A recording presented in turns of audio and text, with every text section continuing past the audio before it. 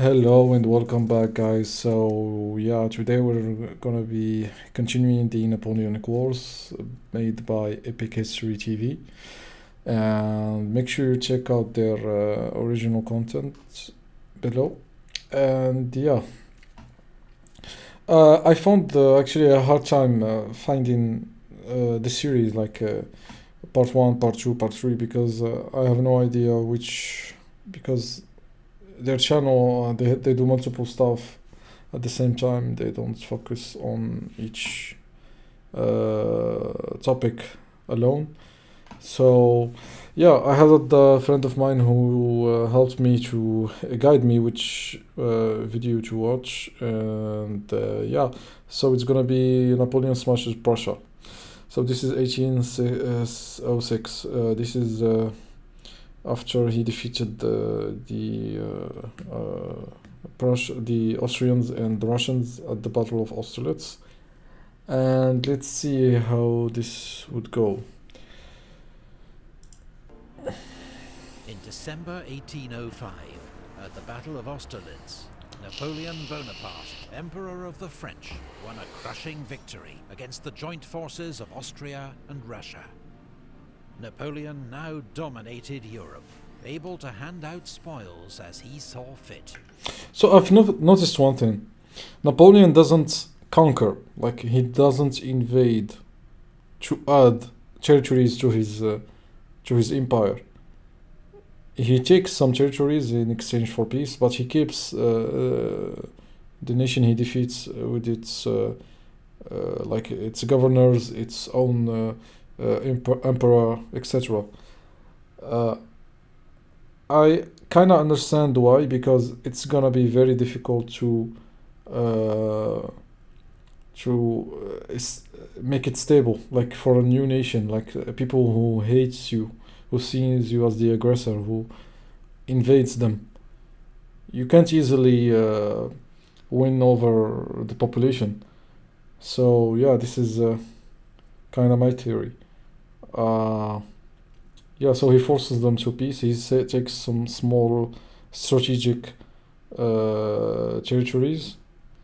Yeah, this is kind of smart. Yeah, In February 1806, but it still creates a problem because I think the empires that you defeat, I think they would defeat him back because Napoleon lost, as he was famous at the Battle of Waterloo.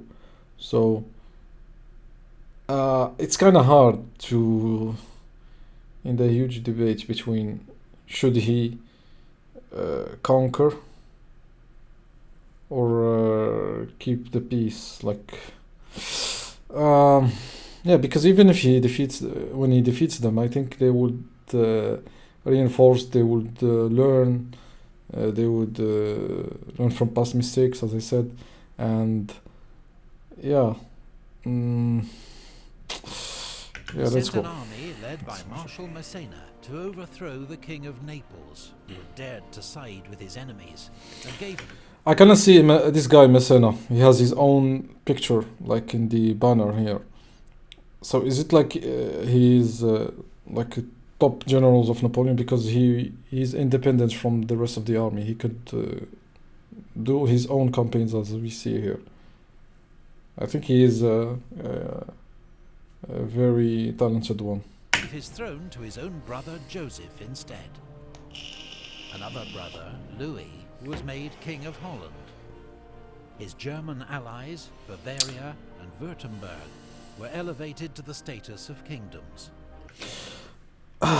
This goes against the traditional revolutionary ideas because you are now making kingdoms with basically monarchs again that would take the thrones and be an absolute dictatorship.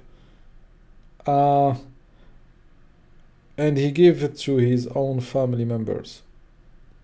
Like it's kind of it's hard to decide that if this was wrong or not, because he should do that because his most trusted people are his families. So he cannot give a throne to someone who would betray him, because family members have family connections. You cannot easily betray your family member. And even if you do, he would learn about it before. So, yeah, it's understandable. Napoleon made himself protector of the Confederation of the Rhine, a new alliance of German states that would contribute 60,000 troops to his army. Mm-hmm. In recognition of the new reality, Emperor Francis of Austria formally dissolved the Holy Roman Empire, founded by Charlemagne 1,000 years before, but now without influence or purpose. The Holy Roman Empire. So I have played Age of Empires. Like the Holy Roman Empires, I know they are Germans.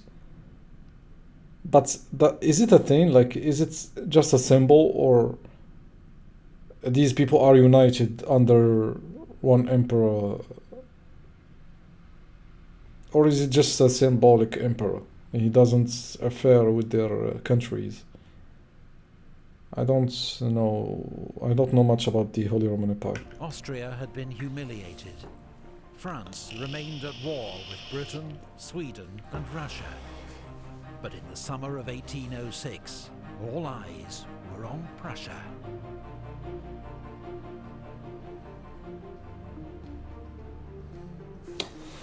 So I have some ideas about Prussia. Prussia is the first, or it's the German Empire, which fought in World War One.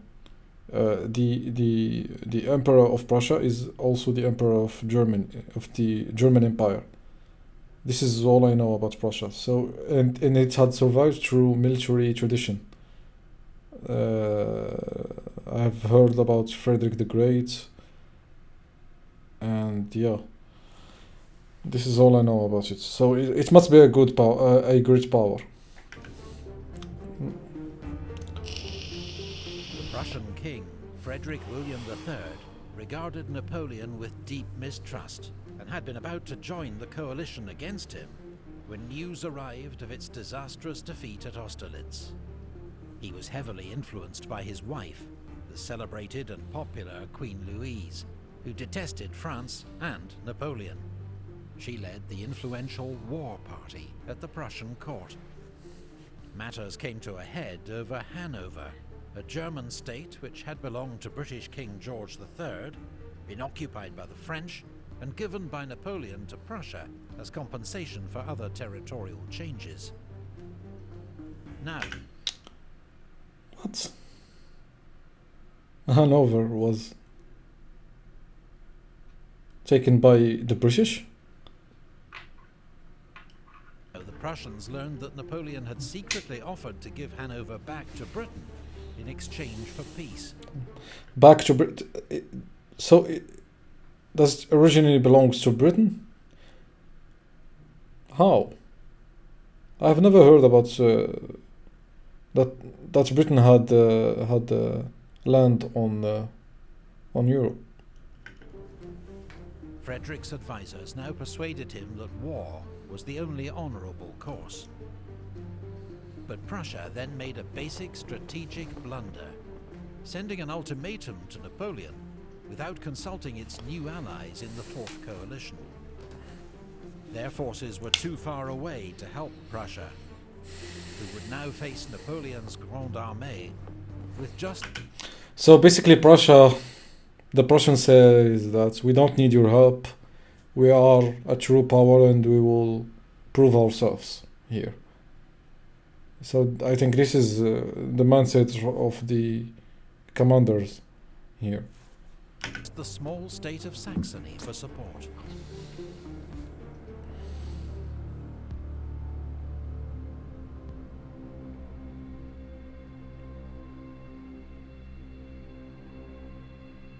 In 1806, the Prussian army had a fearsome reputation that dated back 50 years to the reign of Frederick the Great.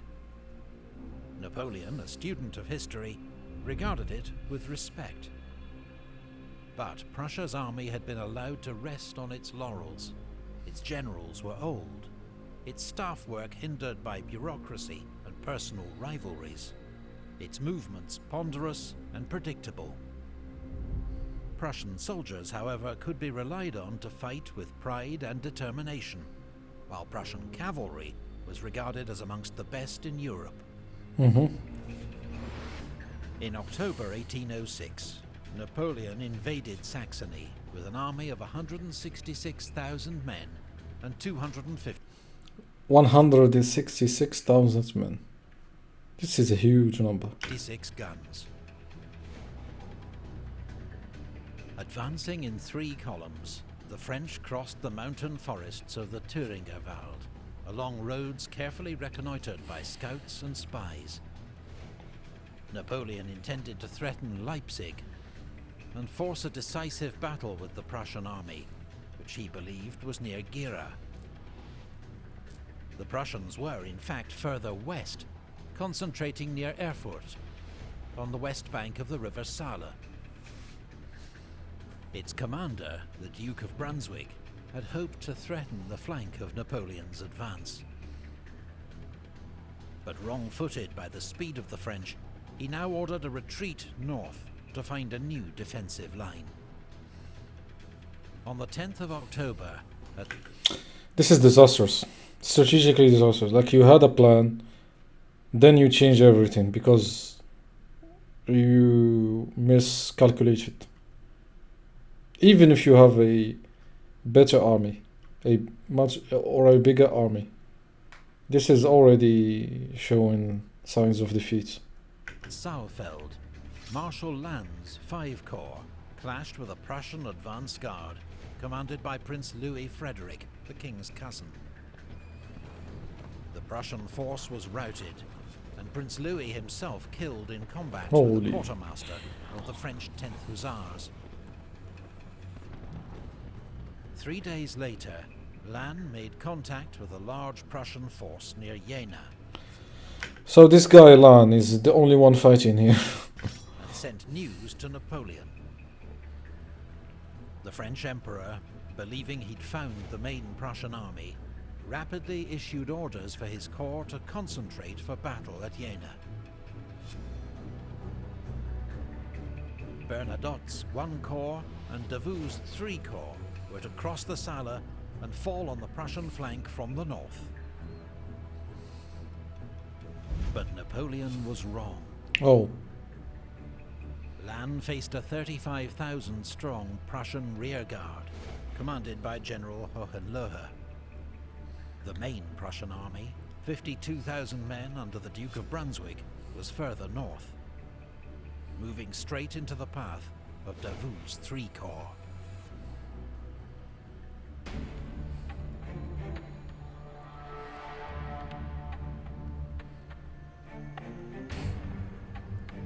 The Battle of Jena.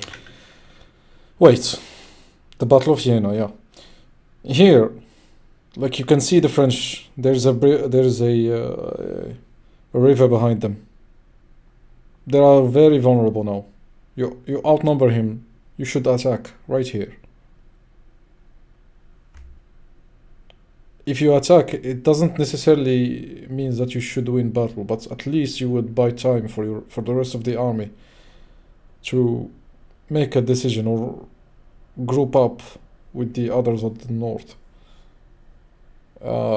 There might be some things I am ignorant of, but for me, from what I know, this is what they had to do. But yeah, they might know better because, you know, they are generals, I'm not. Began at 6:30 a.m. on the 14th of October in thick fog. Marshal Lannes' 5 Corps already had a toehold on the plateau west of the town and river. His first task was to drive back the Prussians and win room for the rest of the French army, arriving by the hour to deploy. Yeah, I was wrong. So already the French are crossing the river. So now, if you attack, the French won't pull back at all. They would stay in their ground, waiting for reinforcements. His infantry led the way, and fierce fighting broke out for the villages of Kospeda, Klosewitz, and Lützeroda. Meanwhile, Auerstadt. Yeah, and there are multiple bridges, so the French would basically outflank you from every direction if you attack here. You will be very vulnerable. Yeah, so yeah, they did just right. 7 Corps advanced through a ravine, emerging onto the plateau on Lannes' left flank, while Soult's 4 Corps climbed steep tracks to form on his right. Napoleon joined Lannes in the center of the battlefield, organizing a 25-gun battery to support the attack on Vierzehnheiligen.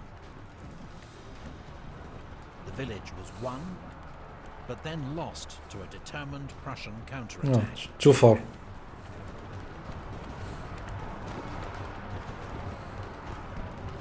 On the right, around 10 a.m., Soult's infantry secured Klosewitz, but was counterattacked on its right flank near Rödigen.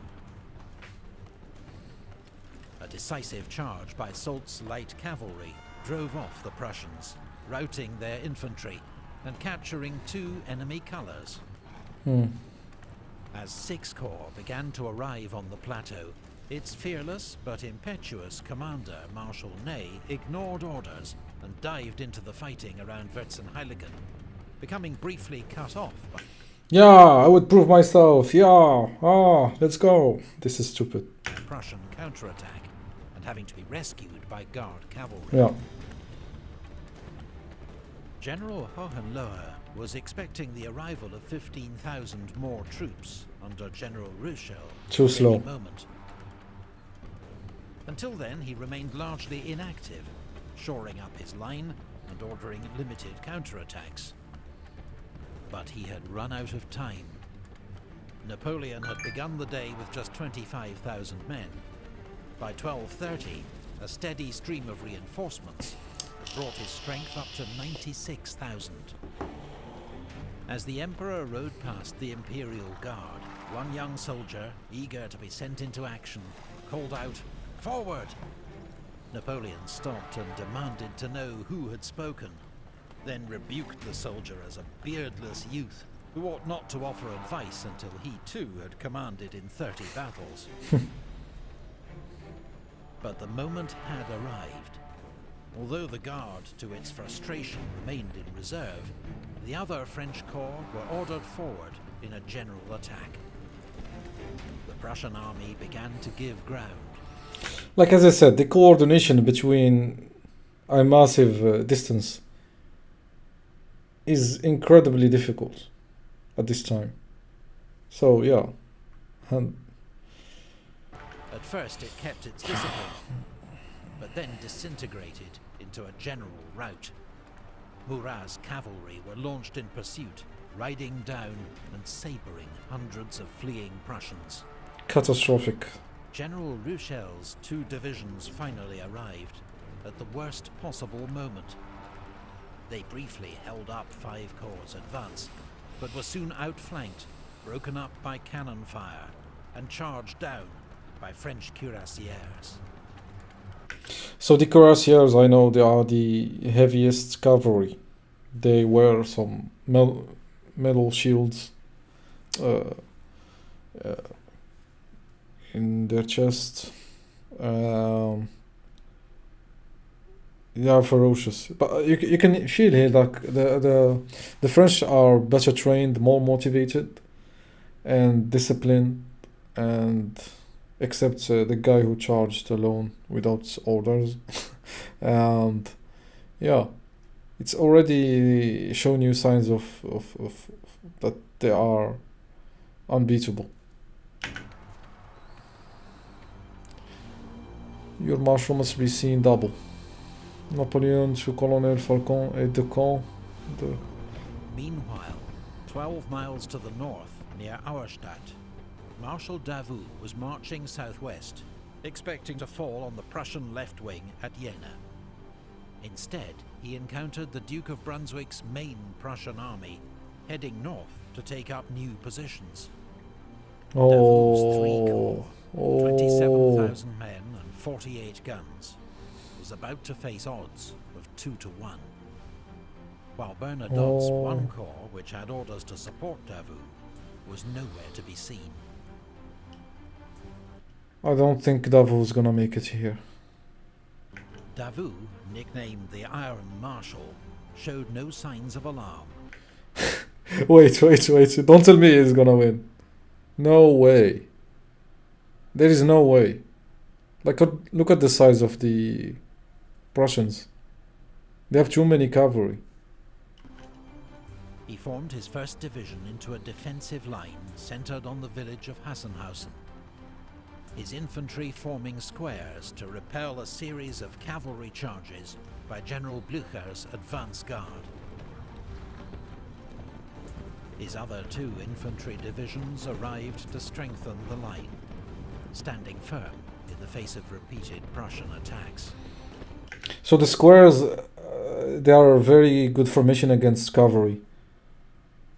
Yeah. So the charge of the cavalry would they can charge you, but they can never break through or outflank you. But Prussian movements were slow and poorly coordinated. Yeah. Nor did they use their numerical advantage to try and outflank Davout. At a crucial moment, the Duke of Brunswick was shot through the eyes, a wound that proved fatal. So Brunswick is the commander of the army, and he was shot. Yeah, they have no chance right now. I think now, when the commander is gone, many troops would remain like unused or AFK. King Frederick William himself took command. The king, okay. Several Prussian units remained uncommitted. Yeah, but the as king, I said. convinced he faced the main French army under Napoleon, dithered. Around 12. Don't tell me he's gonna win. Counterattacked. He The Prussian army even counterattacked. Like turned and fled. what? How is this even possible? Look at the size of the Prussians. Look at the size of Davout. How can they run from him? Oh.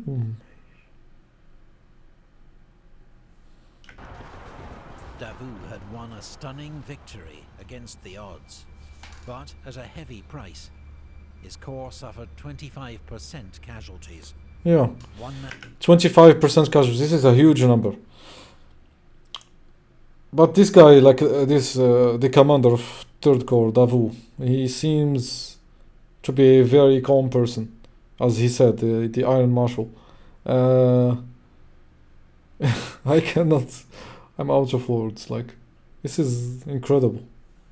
man in 4 killed or wounded, while inflicting twice as many losses on the Prussians. Like being under pressure from all sides, under infantry, cavalry and artillery, and being even able to attack, not just holding your ground, but to attack. This is huge. This is outstanding. Like, the troops must have they must be determined and disciplined, fearless. Tell the marshal that he, his general, and his troops have gained the everlasting claims on my gratitude. So Napoleon is saying thank you. When news reached Napoleon that Marshal Davout had engaged and defeated the main Prussian army, I wonder if Napoleon could do the same. I wonder. he reacted first with disbelief. This guy is amazing. Then heaped praise upon the Iron Marshal, later awarding him the title Duke of Auerstadt. Marshal. He doesn't look like like, by the look of him right now, he doesn't look that talented. but it must be just the drawings. He must have a good charisma, like in real life, to inspire his troops, especially there at the battle. Marshal Bernadotte, in contrast, was nearly court-martialed for failing. Like here, he looks like a bourgeois who, like, you know, the French hates the bourgeoisie at this point. To support Davout. Napoleon's army began a masterful pursuit of the beaten Prussians, giving them no time to regather their strength. 2 weeks after the twin battles of Yena, Auerstadt, Napoleon's troops, led by Davout's heroic III Corps, entered Berlin. The next day, General Hohenlohe surrendered at Prenzlau. At Lübeck, General Blücher and 20,000 Prussians were driven out of the city in heavy fighting and forced to surrender, while 25,000 Prussians besieged at Magdeburg surrendered to Marshal Ney. Prussia's army had been devastated by a Napoleonic blitzkrieg. Okay, he said Napoleonic blitzkrieg, so it's exactly like the blitzkrieg at World War II. Like, you keep striking, you don't give the enemy an opportunity to recover or heal up. This is exactly what he did here. Is it the first, like, blitzkrieg in history, or I wonder? Just 33 days, Prussia had lost 20,000 dead, 140,000 prisoners, 800 guns, and 250 standards. So these are just the numbers of the prisoners and the dead. There's still the casualties from wounds, because casualties doesn't necessarily mean death. It means casualties means prisoners and dead and the injured who cannot fight anymore or can recover sometimes. Yeah, but yeah, this is huge. This is a huge number. It was a humiliation that proud Prussians like General Blücher would neither forget nor forgive. So is this guy gonna revenge? Unlike Saxony, King Frederick William refused to make peace with Napoleon. He continued to hold out in East Prussia, trusting in the approaching Russian armies to rescue his kingdom. Despite another glorious victory for Napoleon and the Grande Armée, the war was not won yet. So even the king of Prussia didn't surrender or make peace with Napoleon. So they're gonna still fight again. Napoleon Bonaparte was one of the greatest military commanders of all time. But who were some of the worst? Find out with the great course. Okay, guys, thank you for watching. I really enjoyed this episode, especially knowing about that guy, General Davout. Like, the battle of that Napoleon had wasn't like that. I didn't feel like the victory, especially as he was wrong. He was fighting just the rear guard. The main force was fought against the Davout, and yeah, it shows like this guy. I want to hear more about this guy. I will do some research about him because he's bold like me. Yeah, anyway, thank you guys for watching, and yeah, I'll see you on the next episode.